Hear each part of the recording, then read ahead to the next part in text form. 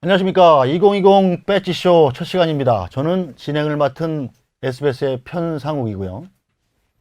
저는 쌍절곤의 절을 담당하고 있는 장성철 공간과 논쟁 정책센터 소장입니다. 예, 저는 곤을 담당하고 있는 윤태곤입니다. 더모아 정치분석실장입니다. 이게 제가 쌍이라고 먼저 선언을 했어야 되는 건데 죄송합니다. 왜 쌍절곤이냐. 네. 그 우리 작가님한테 물어봤어요. 이 코너가 왜 이렇게 이름이 쌍절곤이냐 그랬더니 제 이름을 뭐 편상욱이니까 중간을 좀 상을 좀 세게 발음해서 쌍. 뭐 약간 욕설처럼 들리기도 하는데. 아니 저는 유감이에요. 이게 네. 처음 나왔는데 제 이름도 뭐 전 철인데 여기 절이라고 해놓고 쌍으로 된 사람도 있어요. 쌍으로. 그러니까 아니 그래도 한 분은 플러스고 한 분은 마이너스네요. 저는 그대로. 그러니까 아유 너무 차별이야 이거. 차별 없는 유튜브 방송을 지향하는 야, 이름표를 일단 좀. 이름표는 잘 돼 있죠? 쌍절곤은 근데 요즘 사람들도 쓰나요, 이거? 제 쌍절곤에 대한 기억은 이 중학교 다닐 때인가? 그 당시에 그 누구냐 브루스리 예? 그 이소룡 선생이 체육사에서 다 팔았어요. 네. 싼 건 500원, 비싼 건 1200원 정도. 그래서 주로 이제 나 이거 달다가 진 다 빠졌어. 나 방송 못 하겠어요. 이거 뭐 이거 장난 이거요. 살을 찌르는 순간 살을 뭐예요 찌르는 이게? 일단 뭐 장성철 공간과 논쟁 정책센터 소장님. 네. 이 이름은 스스로 정하신 게 아니죠? 스스로 정했습니다. 아니 장성철은 네, 저희 뭐 부모님께서 부모님이 정해주신 거예요. 근데 그게 저희 부모님이 정하셨는지 할아버지가 정하셨는지 예. 그거는 좀 할아버지한테 물어봐야 될 것 그러니까 같습니다. 제가 이 말씀 드리는 건 이제 공감과 논쟁은 스스로 정하신 거잖아요. 네. 네. 왜 이렇게 길게 정했냐면요. 제가 좀 길게 정하면 뭐 좀 네. 있어 보일 것 같아가지고 아, 그래서 좀- 정했어요. 근데 그냥 근데 이거 에피소드가 있어요. 네. 이거 진짜 이거 처음 밝히는 건데 제가 이제 작년에 네. 3월달에 국회에서 그만두고 예. 여수에 김무성 의원 보좌관 예, 예, 하시다가 예. 여수로 여행을 갔다 왔어요. 여행 갔다 오다가 차를 타고 이렇게 서울로 올라오는데 음. 아 나 이제 국회 그만두고 연구소 하나 만들어야 되겠다. 음. 이름을 뭘로 할까 막 고민을 하는데 창밖을 보니까 갑자기 공감 미용실이 이렇게 미용실? 예 간판이 이렇게 떠가는 거예요. 그래서 미용실. 예. 야 저거 진짜 공감이라는 단어가 참 좋다. 공감이란 뭐 원래 좋은 단어죠. 네, 예. 그래가지고 공감이라는 단어를 정하고 예. 그러면은 공감을 하려면 논쟁을 해야 되는 거 아니냐. 그래서 뒤에다가 공감과 논쟁 이렇게 했어요. 그 쌍절곤 탄생 비유하고 거의 비슷한 급의 이름 장명이신 것 같아요. 네, 그런데 하나 하나는 더 있어요. 미용실이고. 예. 한 분이 옆에서 얘기 듣다가 연구소에서는 정책을 해야 된다. 아, 예. 그래가지고 공감과 논쟁 정책센터가 됐습니다. 상당히 좀 미용실 때문에. 미용실에서 모티브를 얻으신. 네. 제가 그 장성철 소장님이 정치권으로는 저보다 훨씬 선배인데 네. 이렇게 독립한 거는 저보다 후배세요. 그러세요? 이제 공감과 논쟁 정책센터 이름을 보면서 네. 아유 이게 더모아를 벤치마킹했구나 느낀 게 네. 저희 정식 명칭이 안 비슷한데? 예. 아니요 앞에 있습니다 원래 예. 의제와 전략그룹 사단법인 더모아가 아, 의제와 전략. 그룹 더모아입니다. 의제는 어젠다, 전략은 스트래터지. 그렇죠. 영어로 의제와 번역하면 전략그룹. 굉장히 좀 있어 네, 보이네요. 더모. 근데 저희가 처음에는 이제 뭐로 이름을 할까 하다가 더모아는 먼저 정했어요. 그 더민주에서 혹시 아니 그때 이제 그거 아니에요? 더자가 좀 유행하기는 했었는데 네. 더 좋은 민주주의 연구소도 있던데 모어입니까? 그게 정관사 중의적 의미가 있어요. 네, 네. 더 모아, 더 모아, 더 모어. 더 모어. 예. 근데 그때는 이제 인지도가 워낙 낮기 때문에 그냥 네. 더 모아라고 하면은 제가 그 당시에도 네이버하고 구글로 쳐보니까 환경 관련 업체가 하나가 있어요. 뭐 청소라든지 이런 쓰레기를 거 더 하는 데가, 모으는 예, 뭐 그런 데인 것 같아요. 그래서 이제 거기랑 이제 헷갈릴 수도 있고 그 중에서는 이제 우리가 더 모아라고 했을 경우에 더 모아 중에서 1등이 못 되기 때문에 앞에 뭐 붙어 있어야지 되겠다. 예. 그래서 사람들이 잘은 모르겠지만은 뭐 대략 이런 거구나 알 수 있지 않을까 예. 싶어서 의제와 전략그룹 더 모아로 정했고 네. 지금은 대한민국의 더 모아 중에 저희가 1등입니다. 그래서 이제 의제와 전략그룹은 잘 안 쓰죠. 하여튼 뭐 제가 이 프로그램 진행을 맡았다는 것은 저처럼 정치 문외한까지도 그러니까 저를 이해시킬 수 있으면 모든 시청자를 다 이해시킬 수 있는 뭐 그런 뜻이 숨은 뜻이 있지 않을까 생각을 합니다. 하여튼 그 장성철 소장님 같은 경우는 유튜브도 많이 하셨죠. 네, 많이 했어요. 저 유튜브로 처음 방송을 데뷔한 것 같고요. 그 재밌더라고요. 이렇게 편하게 하고. 근데 생방송 너무 힘들어요. 막. 방송은 지금 두 분이 전부 다 지금 SBS 정규 프로에 네. 이 낮방송에 또 나가시잖아요. 이 간접 광고가 될 수 있기 때문에 제가 정확한 얘기는 안 하는데. 근데 네, 진짜 네, 네. 아까 방송 사고 날 뻔했어요. 왜요? 제가 지금 감기 걸려가지고 감기약 먹어가지고 해롱해롱 중인데 네. 아까 막 이렇게 뭐 멋있게 얘기하려고 뭐 이제 앵커가 물어보길래 두 가지입니다라고 얘기했어요. 한 가지가 생각이 안 그래가지고 한 가지 딱 얘기했는데 두 번째가 생각이 안 나는 거예요. 그래서 제가 이게 정말요. 그래가지고 저 죄송한데 제가 까먹었거든요. 내가 이 얘기가 나올 뻔했어요. 나올 뻔하다가 네. 그냥 컨닝을 했어요. 아. 컨닝을 해가지고 애드립으로 넘겼는데 와 이게 생방송은 등에서 식은땀 날 정도로 항상 긴장감이 있어요. 자, 내년 총선을 전망해 보고 전략을 말하기 전에 이 첫 방송은 녹화기 때문에 현재 오늘 발생한 사건을 좀 논할 수는 없어요. 그래서 뭐랄까 이 고민을 좀 제작진이 했던 모양입니다. 그래서 20대 총선을 한번 평가하고 넘어가자라는 걸로 컨셉을 잡은 것 같습니다. 20대 총선, 뭐 저같이 모르는 사람도 20대 국회가 최악의 국회다라는 얘기를 굉장히 여러 번 들었거든요. 왜 이런 평가를 받게 됩니까? 그거는요. 네. 19대 국회도 똑같아요. 그때 기사 찾아보시면 19대 국회는 역대 최악의 국회다. 18대 국회는 역대 최악의 국회다. 항상 그럼- 새롭게 갱신하는 거예요. 그럼 뭐 신기록을 갱신. 그 1층 밑에 지하실 있고 지하실 밑에 지하 2층 있고 뭐 그렇다는 얘기인가요? 네, 그렇죠. 그래서 그게 그게 이제 어려운 유사한 게 네. 이번 추석은 당군 일의 네. 최대 불경기다라는 게 이제 매년 나오지 않습니까? 네. 비슷하다고 볼 수 있는 거죠. 아, 그래요? 그래도 항상 뭔가 좀 지표가 있으니까 그래도 18대가 좀 더 나았다 이렇게 보시는 거예요? 어떻게 비교해 보면 어때요? 그게 아니라 이제 대부분 이렇게 최악의 국회라고 네. 얘기하는 분들이 어떤 분들이냐면 네. 불출마를 선언하는 분들이에요. 지금을 지금 치면 뭐 최악의 네. 국회라고 20대 최악의 국회라고 네. 처음 얘기하셨던 분이 지금 표땡땡 의원님이신데 아, 예. 그분은 이제 불출마 선언했잖아요. 네. 그러니까 본인이 그 국회 밖에서 있었을 때 아, 가져왔던 포부, 뭐 가치, 철학 이런 거를 실현 못한 이유는 이런 최악의 국회 때문이다라는 자기 합리화 때문에 그런 거예요. 아, 학교가 문제다. 그렇죠. 내가 공부를 못한 게 아니고. 그렇죠. 윤태권 시장님 어떻게 보세요?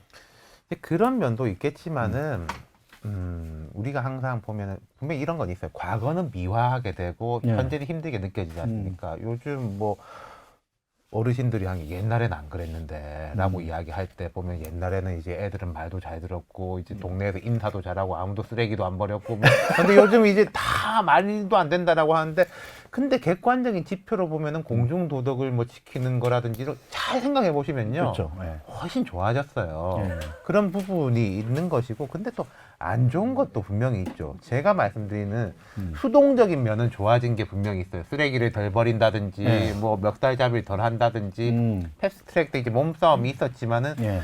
그것은 과거에 비하면 훨씬 나았던 건데, 근데 생산의 면에서 볼 때는 좀 덜했던 게 아닌가라는 게 분명히 있어요. 어쨌든 간에 아쉬움이 있지만 그렇게 최악은 아니다라고 보시는 거네요. 최악이에요. 아니 또 금방 또 표땡땡 의원만 그런 거고 아니요, 이렇게 이제 아니라고. 최악이 되는 거죠. 이게 그 이해찬 그 민주당 대표도 얘기했잖아요. 네. 며칠 전에 네. 이런 국회 처음 봤어. 다 그냥 다 그래요. 그냥 자기가 옛날 기억은 다 잊어버리고 그냥 지금 경험하는 것들이 다 최악이라고 생각을 하는 것 같습니다. 닭이 먼저냐 달걀이 먼저냐의 문제가 있는데 우리가 이제 몇 달 전 생각해 보시면은 서초동하고 광화문에 대규모의 사람들이 동시에 네. 모였지 않습니까? 이렇게 반대되는 쪽에 동시에 많이 모인 거는 사실 처음이에요. 제 기억으로는 한쪽이 많이 모일 때는 있는데 그러다 이 사람들이 왜 모였겠습니까? 국회에서 일이 잘 안 돌아간다라고 생각하니까 모인 거 아니겠습니까? 그렇죠. 예. 근데 그런 분들이 바깥에서 모이고 인터넷으로 이야기하고 이쪽으로 이제 무게 중심 쏠리다 보니까 국회는 더 힘이 빠지는 거예요. 국회가 리드를 하는 게 아니라 국회의원들하고 이야기해 보면 거의 팔로워예요. 말하자면은 국회의원들이나 정치인들이 뭐라고 말해가지고 네티즌이 딱 따라가는 게 아니라 무슨 일이 생기면은 그렇죠. 국회의원들이 눈치를 잘 봐요. 예. 인터넷에서 어느 쪽이 이제 유리한가. 보고 그쪽 따라가는 거거든요. 그러니까 정치가 사실은 좀 그 리드하는 기능이 있어야 되는데 의제도 설정하고 해서 이쪽으로 갑시다라고 네. 해야 되는데 오히려 이 어느 쪽이 더 많은가 해서 부추기고 좀 서로 편을 갈라가지고 거기에 좀 편성해서 넘어가려는 그런 추세가 정말 없잖아 있는 것 같아요. 근데 사실 그게 정치죠. 내 편을 많이 만드는 게 정치는 맞아요. 예. 근데 지금처럼 상대방은 타도돼야 되고 적폐고 없어져야 되고 무시해야 될 그런 대상이 된 거는 이번 정권 들어와서 더 심해졌죠. 그것은 정치가 제대로 된 승진을 못하는 것도 하나의 큰 측면이 있다. 그렇게 봅니다. 그것도 뭐 어떻게 보면 20대 국회의 책임이다. 네. 이렇게 근데 보시면. 솔직히 저는 20대 국회 책임보다 네. 이런 얘기 해도 되나? 근데 하여튼 하세요. 그냥 뭐. 문재인 대통령의 책임, 네. 그다음에 민주당 정권의 책임이 훨씬 더 크다라고 생각이 듭니다. 왜냐하면 국정 운영에 무한 책임을 갖고 있는 게 현재 대통령과 집권 여당인 민주당이에요. 그분들이 좀 넉넉한 마음을 갖고 야당을 좀 포용을 해서 대화, 통합, 뭐 조정 이런 정치를 했으면 괜찮았는데 계속해서 이해찬 대표가 얘기했듯이 저 한국당 도둑놈들 이런 식으로 공격을 하다 보니까 여야 간에 이제 상생이 없어진 거죠. 그래서 저는 여당과 집권 세력의 책임이 더 크다. 그렇게 평가하고 여기서 싶어요. 뭔가 그 윤태곤 더민주 더모아 정치 분석 같은 편 아니에요 혹시? 반론 네? 예? 같은 편이에요? 더 민주, 더 모아 이렇게 약간 더자가 좀 같잖아요. 기시감이 라임이 맞죠 영어로. 그래서 반론을 좀 들어가니까. 원론적으로 치면은 예. 뭐 민주주의 사회에서 대통령, 이제 뭐 미국은 백악관, 우리는 청와대, 그리고 여당의 책임이 제일 크다라는 건 원론적으로 맞는 말이에요. 그거를 뭐 부정할 사람 아무도 없겠죠. 하지만 구체적으로 들어봤을 때 그 부분만 이야기할 수 있겠느냐. 제가 생각할 때는 참 이것도 이제 제가 오늘 이 말을 반복하게 되는데 닭이 먼저냐 달걀이 먼저냐 대한 것을 반복하게 되는데 지금 한국당을 보면은 박근혜 전 대통령이라는 그늘에서 벗어나지 못했다. 그 부분 때문에 한국 정치 스텝이 여러 가지로 꼬인 게 있다라고 생각을 해요. 자, 예를 들어서 이제 이명박 전 대통령 때 정부에서 우리 4대강을 한다. 그럼 이제 야당에서 4대강에 반대하지 않습니까? 네. 그럼 그 내용을 가지고 이제 이야기하게 되는 거예요. 그게 이제 옳다 그르다에 따라서 환경적인 요인에서는 이렇고 지금 한강하고 낙동강이 다른데 이거 다 일방적으로 하는 게 맞냐라는 생산적인 논쟁이 가능한데 한국당을 지금 되돌아보면은 지난 이제 국회 동안 그리고 현 정부 출범해가지고 이제 2년 반 과반이란다. 이 반환점을 반환점 동안 돌았죠. 예. 과반이죠. 예. 뭔가 생산적인 반대 내지는 아니 이거 말고 이거 합시다라는 이야기를 들어본 적이 거의 없는 것 같아요. 대안 제시가 없다. 왜 대안 제시가 그러니까 제가 박근혜 전 대통령의 그늘에서 못 벗어났기 때문이라는 거죠. 그리고 하나 더 말씀드리자면은 야당 좀 참으시고 여당 내에도 이제 이제 끌어오르고 있어요. 회신파, 소장파 이런 분들 있지 않습니까? 예. 이런 분들이 우리도 지금 청와대라든지 지도부가 다 잘한다고 생각하지 않는다. 이런 거 우리 고쳐야 된다라고 이제 뭐 이야기를 딱 하려고 하면요. 그때마다 한국당에서 사고가 터집니다.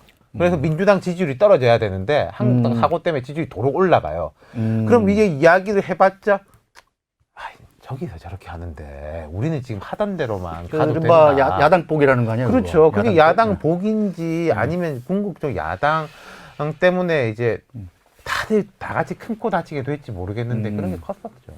자, 한 가지 좀 물어보고 싶은 게 역대 대한야당이 있었어요? 대한야당이 있었냐고요? 대한야당 얘기해봐요. 누가 있었어요? 대한야당이. 저는 가까이로 볼 때 네. 참여정부 때 한나라당 같은 경우 있지 않습니까? 네. 한나라당이 두 날개도 아니고 세 날개로 움직였어요.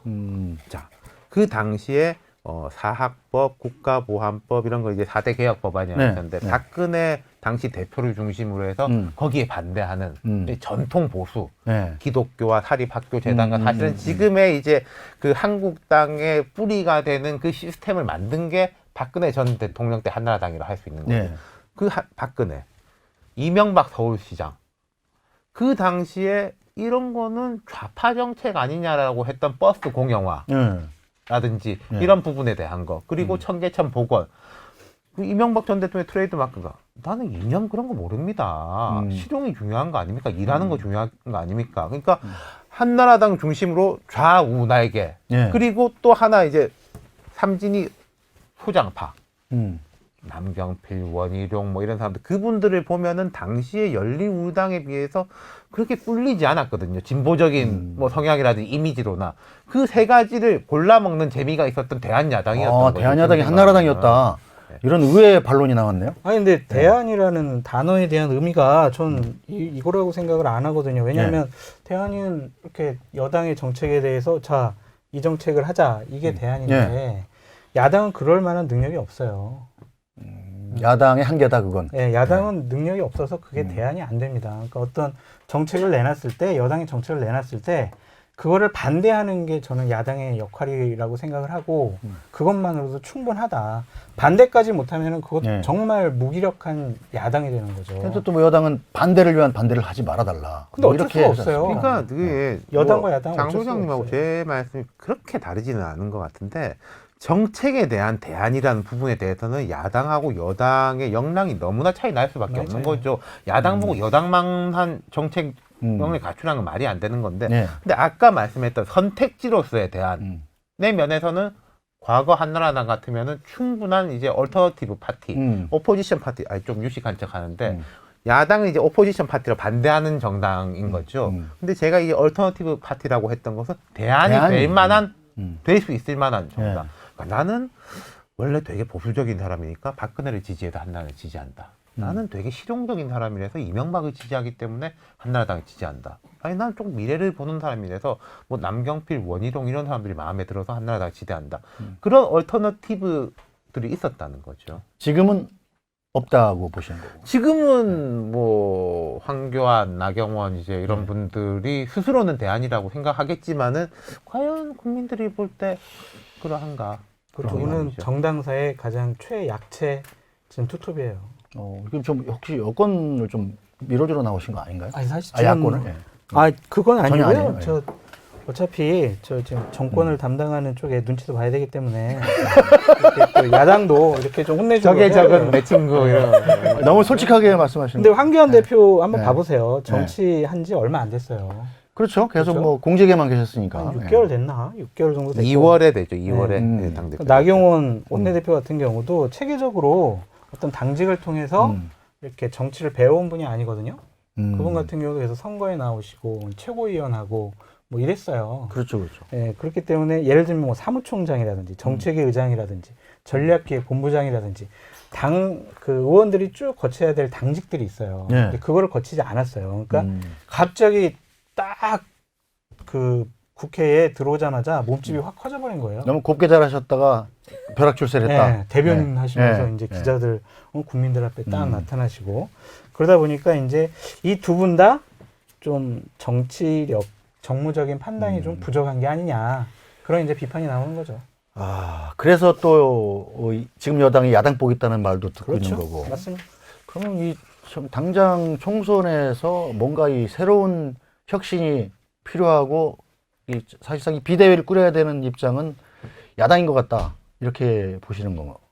야당이 비대위 꾸려야죠. 꾸려야죠. 네, 꾸려야 됩니다. 선거 때만 되면 이게 비대위를 꾸리는 것 같아요. 그리고 저는 이 한국당은 황교안 대표가 계속 총선 때까지 대표하실 가능성도 있다고 보는데 당 이름은 한번 바뀔 것 같아요.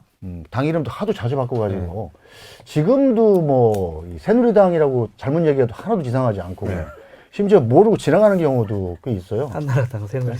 한나라당도 하나도 안 이상하고 오히려 자유한국당이라는 이름이 좀 더 귀에다 생소하게 들리는.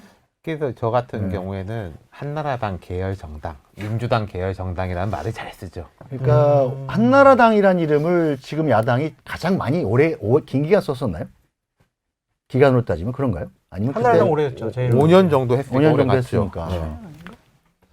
한나라당이 이회창 총재 때 돼가지고 박근혜 그게 대통령의 98 대선 후보 년도에 되기 직전이니까. 아니야, 98년도에 네. 이회창, 조순 조합이 되면서 97년도구나. 대선 앞두고 이회창, 조순 합치면서 한나라당이 됐죠. 그래서 2012년 6월인가 비대위가 되면서 새누리당으로 이름 바뀌었죠. 그렇죠, 조동원 그렇죠. 본부장 때. 10년 넘었네. 아니 그러니까 한나라당을 쓴 기간이 97년에서 2012년이니까 그러게 15년 와우. 오래 갔네. 그럼- 한국 정치에서 15년이면은 거의 그럼 진짜 진짜 정말 조선 고려 뭐 이 네, 정도 그러네. 과제에 들어갑니다. 가장 최장 기간일 것 같은데 한나라당이라는 이름을 쓴 게. 그러니까 그렇죠. 지금도 한나라당이 전혀 이상하지 않죠. 그 당시에 새누리당으로 바꾸면서 색깔도 빨간색으로 막 네. 바꿔가지고 야 이거 진보의 색깔이었는데 그게 왜? 응? 네, 한나라당 때 에피소드 하나 말씀드려도 돼요? 97년도에 제가 그 한나라당의 당 대변인실에 네. 간사를 하고 있었어요. 네. 제일 말진. 네. 그러니까 이제 대선을 앞두고는 계속 야근도 많이 하는 거죠. 그렇죠, 그렇죠. 그때 이제 막 무슨 뭐 이해창 총재 아들들 병역 문제 때문에 당에 항의 전화도 많이 왔어요. 그렇죠, 그렇죠. 총풍 사건이 아니라 총풍도 아, 있었죠. 병풍이다, 병풍. 예. 근데 그때 제일 기억에 남는 게 지금도 제가 참 네. 그 생각만 하면 기분 나쁜데 예. 어떤 사람이 딱 전화 왔어요. 그래서 네. 전화를 딱 받았더니 요새 거기 한나라당이죠. 그래서 예 그랬더니 네. 이 사람이 갑자기 당나라당당당당당나라당당 이 당나라당 같은 XX야 하면서 뚝 끊는 거예요. 그때 이제 또 딴 나라당이란 말도 많이 와, 나 그때 진짜 아 근데 그거는 사실은 제가 지난 3년간 베이징 특파원이었잖아요. 네. 그 당나라가요 중국 사람들이 가장 이상적인 형태로 생각하는 왕조 국가였어요. 근데 그분 억양은 그렇지 않았는데. 근데 우리나라는 왜 군대도 좀 빠졌다면 당나라 군대라고 그러고. 그래서 이때 이랬어요. 나 참 충격이었어요. 저 어렸을 때인데. 그러니까 왜 저는 당명을 바꿀 것 같다라는 생각이 드냐면은 이 자유한국당이라는 이 이름 자체가 탄생과 당명 자체가 약간 급조된 거였었죠. 그러니까 그렇죠, 박근혜 그렇죠. 전 대통령 탄핵 직후에 그렇죠. 이제 좀 뭐 바뀌긴 바뀌어야 되는데라고 그렇죠. 하면서 한 거고 그리고 과거의 당명들을 이렇게 바꿀 때는 좀 정밀한 기획이 들어가가지고 한 거였거든요. 이때 좀 되게 급하게 했었어요. 네. 그래서 그냥 그렇죠. 자유한국 뭐 자유 싫다는 사람 있어? 그렇지. 한국 뭐 반대? 그러니까 이제 자유한국 당이 된 건데 네. 그러니까 이 당 이름이 어차피 약간 오래 뭔가 어렵고 좀 임팩트가 없는 네. 것 같아요. 새누리나 한나라 같은 것은 약간 좀 신선하다. 네, 뭐 이런 느낌이 있었잖아요. 조금 이제 유식한 이야기를 하나 해드릴게요. 이게 친구들 사이에서 이런 말 하면 좀 욕먹을 것 같고 어디서 좀 아는 척하고 그렇죠, 싶을 그렇죠. 때 하시면 좋을 것 같은데 우리나라의 과거 정당들은요 자유, 민주, 공화, 뭐 신민주, 통일, 그렇죠. 평화민주 원래 가치를 표현하는 당명이었어요. 네. 미국도 보면은 그렇죠. 민주당, 공화당, 노동당, 그렇죠. 보수당 이렇게 있지 않습니까? 그렇죠, 그렇죠. 근데 그게 가치 표명에서 떨어지기 시작한 게 신한국당 때부터예요. 그냥 그거는 자유, 공화, 민주가 아니라 아니라 새로운 한국. 음. 그다음 한나라. 한나라. 사실 같은 개념이라고 볼 수 있어요. 새누리. 그리고 이제 자유한국도 약간 핀트는 다른데 그런 비슷한 것이고 민주당 계열 정당들은 열린 우리당으로 갔다가 다시 이제 민주 쪽으로 회귀를 했죠. 하고 있죠. 예. 회귀를 했. 예. 그 중간에 이제 새정치민주연합 등등이 조금 있었는데 아주 단명한 것이고. 예. 근데 해외 사례에서도 보면요. 어쨌든 민주란 이름은 계속 갖고 있죠. 그렇죠. 예. 해외에서도 갈립니다. 제가 아까 미국, 영국 등의 사례를 말씀드렸는데 이탈리아의 베를루스코니 총리라고 예. 이분이 총리는 되게 오래 했는데 국제적으로 인기가 없고 그 나라에서 되게 이게 국내에서도 엇갈리는 뭐, 예. 분이 있는데 이분이 만든 신당 이름이 폴지아 이탈리아였어요. 무슨 우리말로 뜻인가요? 번역하면 우리말이 아니라 영어네요. 화이팅 이탈리아. 아, 포르지아 뜻이에요. 이탈리아. 그리고 오스트레일리아 같은 경우에서도 우파 정당, 극우 정당으로 한때 있었던 게 이제 원 네이션 파티. 이게 번역하면 그때 한나라당이네요. 예. 예. 그리고 지금 프랑스는 이 당은 현재는 인기가 좋습니다만은 사실 급조된 여당이죠. 마크롱 대통령 당 이름이 앙마르슈예요. 앙마르슈는 무슨 뜻인가? 아, 제가 알았는데 갑자기 기억이 안 나요. 전진. 전진. 아. 네. 그러니까 이런 가치에 대한 게 아니라 우리 다 함께 열심히 해요. 이런 식의 정당들은 하고 이제는 사실은 사람에 대한 정당이거든요. 보통 그래요. 그렇죠, 그렇죠. 그러니까 김영삼 대통령이 민자당, 공화당 뭐 이런 거 싫다. 나로 인해서부터 우리는 신한국당이다. 신한국당이다. 라고 해서부터 사실 그때는 된 건데 지금 자유한국당을 보면은 가치로 돌아간 것도 아니고 제가 방금 말씀드린 이런 뭐 통합의 의미도 아니고 좀 헷갈리기 때문에 바뀔 것 같아요. 어쨌든 그럼 이름은 지금 뭐 자유를 자유가 필요 없다는 말입니까 그럼? 이게 지금 아니 이거 필요 없다고 섞여 있다는 한국이 거예요. 필요가 없어요? 섞여 있다는 싸우고 거예요. 너무하시네. 신한국 이런 쪽하고 과거의 자유 공화 이것에 어정쩡한 봉합인 거예요. 지금 자유한국당의 당력이라는 거. 그러니까 야당하고 저렇게 지지율이 낮지 이렇게. 네? 그 뭔가 새로운 이름 너무 하나 아프게 좀 찍지 어떻게 마세요. 컨설팅도 하시고 그러는데. 그러니까 이런 거는 이제 의제와 전략그룹 동호회 물어보시면 제가 염가로 봉사해 평가로 검사해서 하나. 제가 이게 웃긴 얘기 하나 해드릴게요. 네. 이게 그 민주당의 네. 적통, 네. 정통은 자유한국당이 갖고 있어요. 그렇죠. 그- 이거 아, 그래요? 모르시는 분들 네, 많죠. 어떻게? 그 나만 모르는 얘기 같은데. 네. 두 분은 당연히 아는 것 같은데. 네, 알죠. 족보가 그렇게 연결됩니다. 98년도에 98년. 이제 대선이 끝나고 98년도에 이제 민주당 쪽에서 사람들이 당직자들이 퇴직을 했어요. 네. 퇴직을 했는데 네. 그 퇴직금을 그때 한나라당에서 줬다니까요. 왜요? 왜냐면 재직 증명서도 거기 때려갔다는 네. 말 들었어요. 저. 97년도에 아까 말씀드렸잖아요. 그 조순의 민주당하고 야. 이회창의 신한국당하고 네. 합당해서 한나라당이 됐다고 그렇죠, 했잖아요. 그렇죠. 그러니까 조순의 통합민주당이 아. 그 민주당의 적통인 거예요. 아, 그렇지, 그렇죠. 새정치 국민회의가 창당이 네. 됐거든요. 네. 아, 그렇지, 그렇지. 그래가지고 이게 참 지금 생각해도 웃겨요. 그러니까 민주당이라는 적통은 지금 자유한국당이 갖고 있다니까요. 근데 족보는 있는데, 그러니까 김대중 전 대통령하고 그쪽의 분들이 뭐 탈당 이렇게 싸우느니 나가서 새 집을 차리자. 그렇죠, 실질적인 그렇죠. 이제 그 정통성 그쪽으로 갔지만은 말하자면 족보는 이렇게 연결이 되어 있는 거죠. 조순 총재가 당시 그 민주당 총재였는데 그렇죠. 통합민주. 그 당시에 제가 뉴스를 봤던 기억이 나요. 뭔가 이 조순 총재가 총대를 매야 될 상황이었는데 YTN에서 뉴스를 하는데 조순 총대 추대 이렇게 써놓은 거야. 오자가 나와, 오자. 총재로 추대를 했는데 오자가 총대 추대 이렇게 나와. 조순 총재 싹 나오면서 그래서 야, 저건 오탈자일까 과연 이 중의적 의미를 가진 걸까 같은 기억이 납니다. 네. 여기 한나라당에서 또 이 저걸 뽑으시고 참 직접 가서 뭐 재직지명서 같은 거 한나라당 가서 떼시고 그랬어요? 저는 원래 나 원래 근데 신한국당 아니, 그러니까 지금 공채 이제 있었어요. 민주당 계열에 있는 정치인들이 네. 과거 그러니까 조순, 김대중 민주당 때 경력 증명서를 떼려고 하니까 네. 한나라당 가야지 떼주더라 이랬던 게 있었어요. 네. 어쨌든 간에 뭐 이번 총선 때는 자한당, 자유한국당 자한당이라면 되게 기분 나빠요. 왜 아니 그 자유 한국에 하나씩 떼면 자한당 아니에요? 아니 그러면은 저 네. 민주당 보고 더블당이라고 그러면 좋아요? 더민당 더민당이요? 더민당? 어. 근데 뭐라- 민주당이라고 저는 그러면 이거는 불러달라고 하는 대로 불러주는 게 그래서 맞는 뭐 것 같아요. 과거 하여튼- 열린우리당 때 예. 부득불 한나라당에서 여루당이라고 불렀거든요. 뭔가 좀 열등해 보이는 그렇죠. 그런. 그래서 네. 이제 열린우리당에서 우리 당이라 불러. 아니 그럼 남의 당을 우리가 어떻게 우리 당이라고 부르냐. 그렇지, 그렇지. 그러면은 뭐 열린당이라고 불러주세요. 뭐 우리 이런 은행도 좀 식으로. 문제가 있었어요. 그래, 우리 우리 열린당으로 네. 했다가 앞에 네. 가로 열고 뚜껑 열린당 뭐 이런 식으로 불렀어요. 너희들은 뚜껑 열린당이야. 막. 하여튼 이번 그래서 총선 때는 어쨌든 간에 지금의 당장의 추세로만 보면 뭐 야당이 좀 불리한 선거가 되지 않겠냐라는 게 지배적인 관점인데 두 분은 어떻게 보시나요? 어떻게 뭐 먼저 하시겠어요? 네. 제가 할까요? 상식적으로 보면 그러해요. 깜빡이를 켜고 들어오라니까요. 깜빡이를 하겠다고 해야지. 내가 손을 한번 들 수도 없고 정말 불 같은 거 이게 저희 마이크도 떨어지잖아. 상식적으로 보면 그러한데 흔히 이제 그런 이야기 많이 하지 않습니까? 음. 4년 전에 되돌아봐라. 네. 4년 전에 우리 지금 이제 방송되는 게 11월 초죠. 4년 전 11월 때만 해도 박근혜 대통령 지지율 한 40%대였었고 네.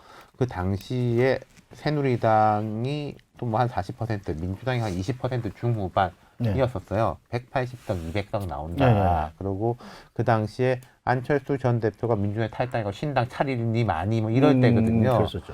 뭐 개헌 저지설이 무너진다 이런 이야기까지 나왔는데 결과는 아시는 바로 나왔어요. 아시는 바로는 총선 때만 따지면은 민주당이 1당, 그 새누리당이 2당, 국민의당이 3당이었었죠. 네. 근데 또 그 비례대표 정당 명부 투표로 보면은 거의 1대1대1이었어요. 해당이. 그러니까 참패를 해서 탄핵까지 이어진 건데. 그렇죠. 객관적으로 보면은 야당이 되게 불리한 게 맞아요. 근데 총선이라는 것은 사실은 심판 투표의 성향이 강하거든요. 내가 할 얘기를 다 하고 있어. 진짜 뭐 얘기해 나. 빨리 하세요, 빨리 진짜. 이제 그만하시고. 그런 점이 네. 좀 있다는 거죠. 네. 예. 저 총선은요. 예. 분노 투표입니다. 네. 저는 한국당이 유리할 거라고 봐요. 왜냐면 아니 그렇다고 뭐 우리 소장님이 네. 민주당 유리할 거라고 하는데 저도 민주당 유리하다 그러면 재미없잖아요. 그렇죠, 그렇죠. 한국당 유리하다고 보는 게 네. 일단 두 가지입니다. 아까처럼 잊어버리면 안 되는데 예. 첫 번째는 이 집권 세력의 네. 집권의 명분과 가치를 잃어버렸어요. 그러니까 조국 사태로 인해서 이 사람들은 박근혜 정부 보수 우파보다 공정하고 정의롭다. 이 사람들은 파렴치하지 않다. 예.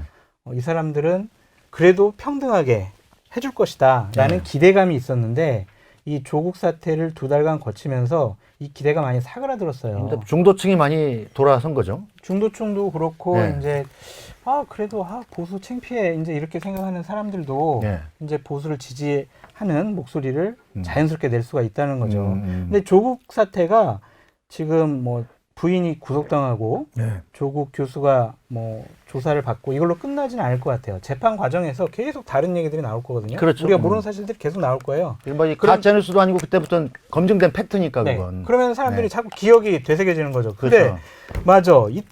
맞아 이 사람들 조국 수호하려고 그랬어. 이거 말도 안 돼. 이런 이제 생각을 가질 거고요. 또 하나는 경기가 너무 안 좋아요. 경제가. 사실은 경제가 가장 큰 문제죠. 뭐 네. 말이야 바른 말이지만 그러니까 뭐 국민들이 보면은 이제 수출도 많이 떨어지고 그렇죠. 경기가 하강 곡선이 계속 지속이 되잖아요. 올해 뭐 성장률 2%도 안 된다는 게 거의 확정적인 것 같고. 그렇죠. 지난 분기에 0.4% 예. 성장했으면 2%도 안 될 거예요. 예. 그럼 경기가 안 좋다라는 것, 지표상보다 체감 경기가 훨씬 더 안 좋다라는 것. 그것 때문에 이 정권에 대한 분노 투표가 내년 총선에 큰 화두가 될 것이다. 전 그렇게 전망해 봅니다. 뭐 분노라기보다는 네.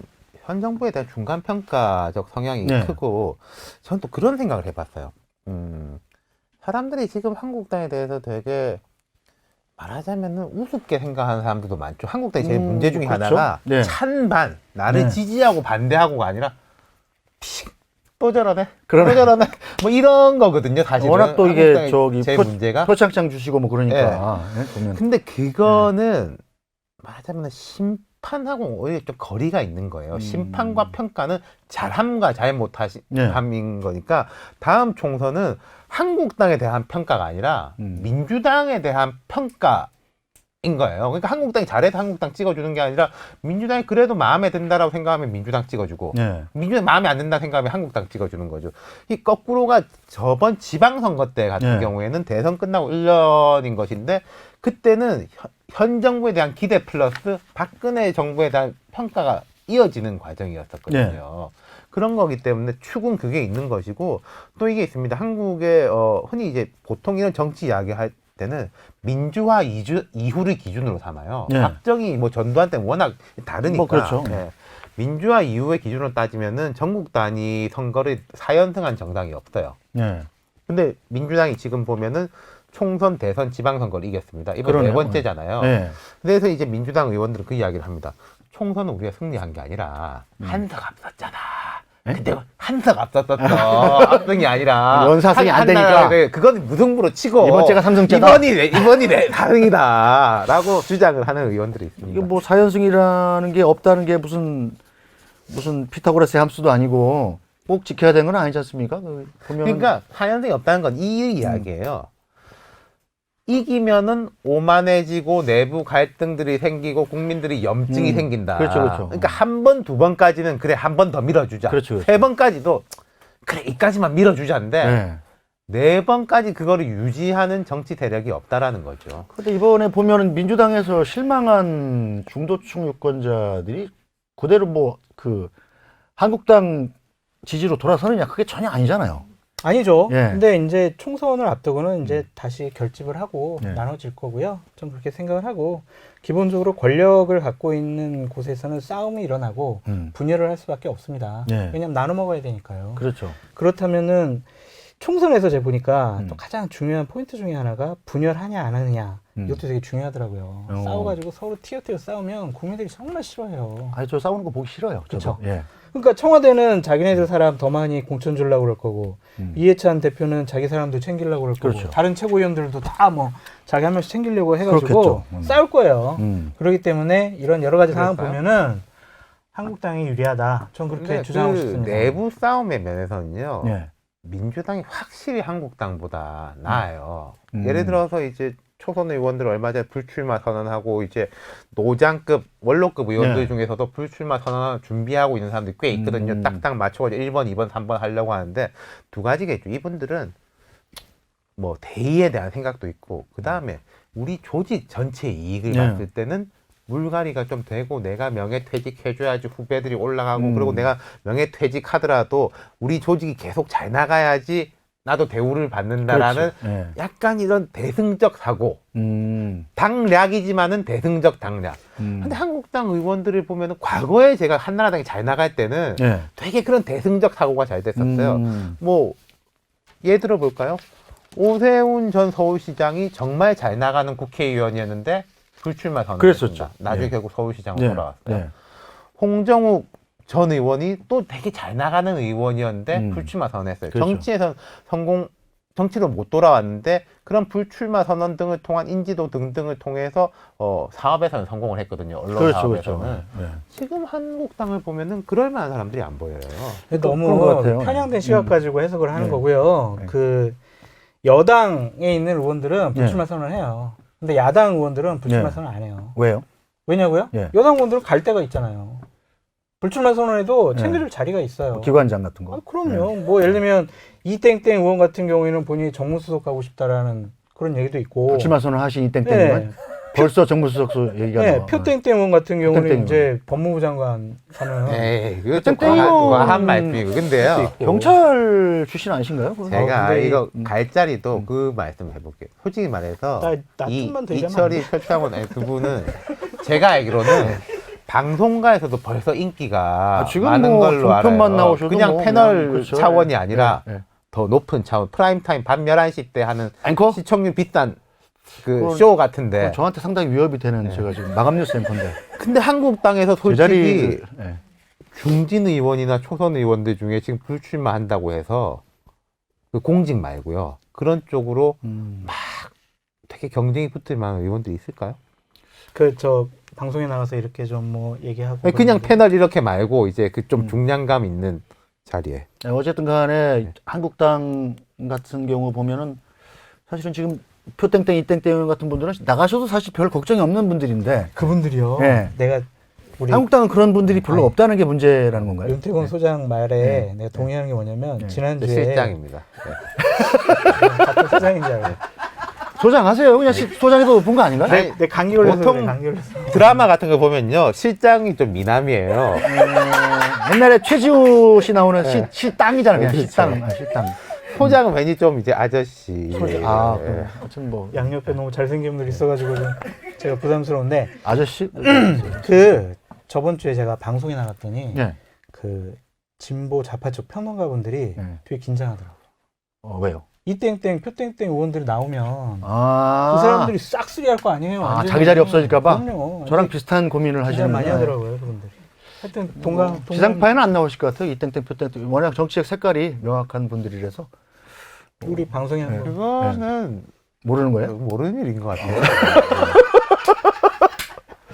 일단 제 방을 깨끗하게 정리를 해놓도록 하겠습니다. 예. 예.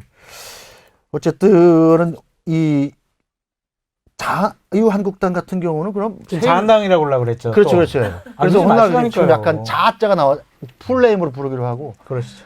어쨌든 물갈이를 좀 해야 어쨌든 총선을 할 거 아닙니까? 제가 그냥 지금 하셨던 분들 계속 하면은 누가 좋다고 그러겠어요? 제가 그 물갈이가 되게 중요해요. 인적 네. 쇄신 중요합니다. 그렇죠. 예. 국민 여러분들께 야 우리 당이 바뀌었어 그렇죠. 라고 얘기한 건 아까 뭐 당명 바꾸고 당 로고 바꾸고 네.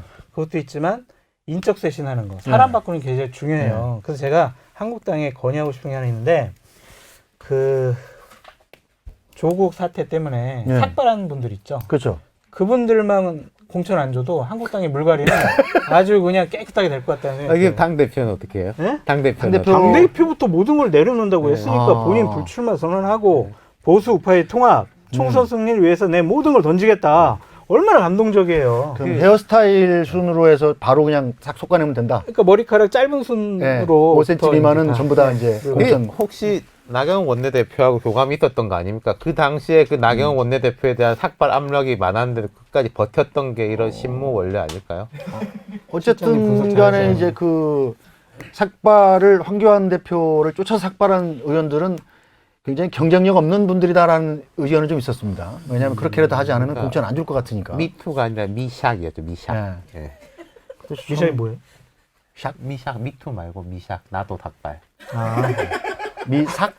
예. 미삭 해봐. 샥이라고 그러셔야죠. 미삭. 해봐. 미삭. 미삭. 미삭이야. 미삭. 상어가. 나 영어인 줄 알았어요. 영어인. 뚜뚜뚜뚜 뭐 아기 샥 이런 얘기인 줄 알았어요. 근데 아주 중요한 문제예요. 네. 이 물갈이를 어떻게 할 것이냐라는 것이 이제 총선을 앞두고 가장 중요한 부분인데 참 우려스러운 게 있어요. 한국당에서는 예. 황교안 대표가 이제 실무진한테 그렇게 얘기를 했대요. 아휴, 뭐 복잡하게 인재 영입하고 뭐 누구 전략 공천하고 그거 예. 머리 아프다. 예. 그다음에 분란만 일어난다. 모든 지역 경선 인재 영입한 것도 비례대표 좀 주고 예. 나머지 사람들은 모두 다 경선으로 공천 룰을 만들어라라고 한 달 전쯤에 지시를 했답니다.